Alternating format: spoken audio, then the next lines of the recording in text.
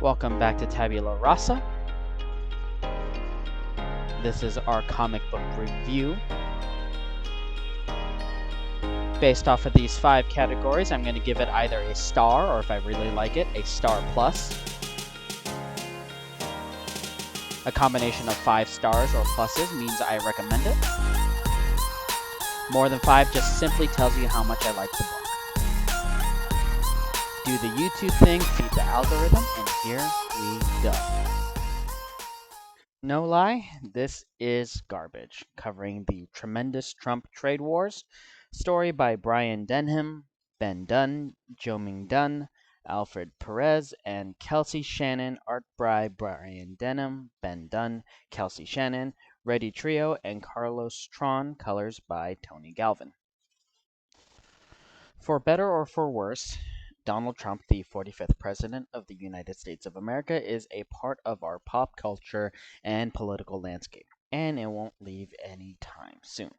So, of course, there are those who took advantage of the Trump train and create media to appeal to those who believe that the purpose of media is to advocate for some sort of cause or agenda.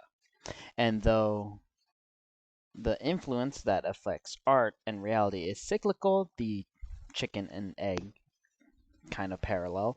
The reality is the chicken and the art is the egg if you're looking at it from the whole evolutionary perspective. So, the Tremendous Trump Trade Wars, which includes the following comic books: Tremendous Trump, A Man-Child Covfefe, Tremendous Trump, World War T, She-Trump, Barack Panther versus Tremendous Trump, Red Triumph, was originally published in 2017 through 2020 by Antarctic Press.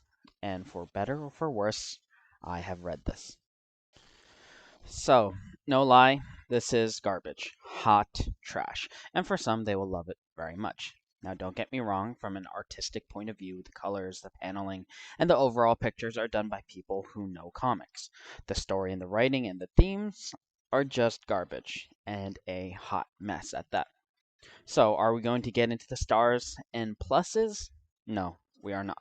Because this is something I just won't recommend to anybody. It's not worth your money or the inkling of your curiosity. In summary, it is a simple straw man view of the Trump administration and presented to the public for money. Now, these stories aren't pro-Trump, I guess, spoilers, I guess, but they aren't exactly pro-Trump oppositions. Both sides are portrayed as bad. But considering the great ineptitude of the politicians during the Trump presidency, which had the government shut down multiple times, and the huge mishandling of the 2020 pandemic, which was at the time of this recording has reached a probably, we can say, 1-year anniversary, we can safely say that this book was probably a bit too lighthearted about the main character. Now, some of you may say that it's a parody, it's supposed to be serious, or that it is satire. And to that, I will agree if you're using the non-specific definition of those words. But the thing is about parody and satire, and at least the good ones, they make a statement about what they are lampooning. If you've seen the Lindsay Ellis video essay about Mel Brooks, I think we may be on the same page. So, what is this saying about the Trump presidency? That in spite of a highly overrated and hugely underqualified person running the highest governmental office of a country in a way that, when presented with a huge world-changing events, failed at many, if not all, the steps, that he was a good guy? Is this the message that they're trying to go for? Who knows? Or is it just part of a recent trend of media within the cartoons, comics, and the overall nerdy to be as edgy as possible without having any substance? Like, South Park before they got political, or Solar Opposites, or, name any Netflix animated TV show. So, what do I conclude about it, besides my view that it's hot garbage? It's a hollow showcase of a political comic. And yes, it is a political comic because it is about a political figure that uses images from more popular comics to tell the story of Trump and some sort of superhero president.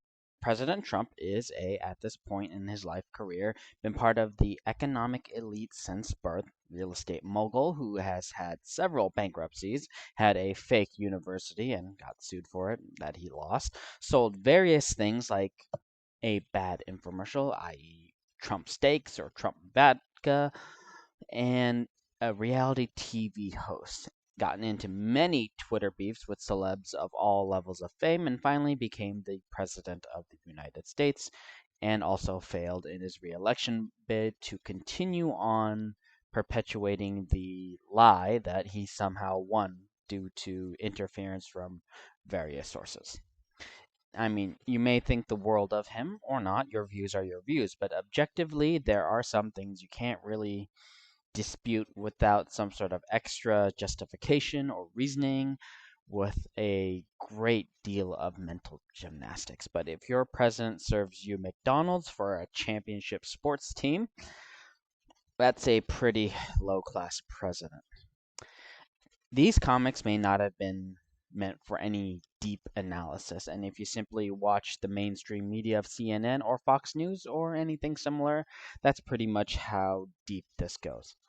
Absolute surface level. But hey, if you like the art of this book and you want to get it for that reason, I can respect that. The art is good. The background color and the overall look has a good illustrations and style, but anything beyond the illustration is something I don't think anyone can take seriously. The reason being is that politics is especially subject to the subjective views of the person. What makes an opinion conservative or liberal, Republican or Democratic is fickle and changeable. Take example the issue of censorship of art.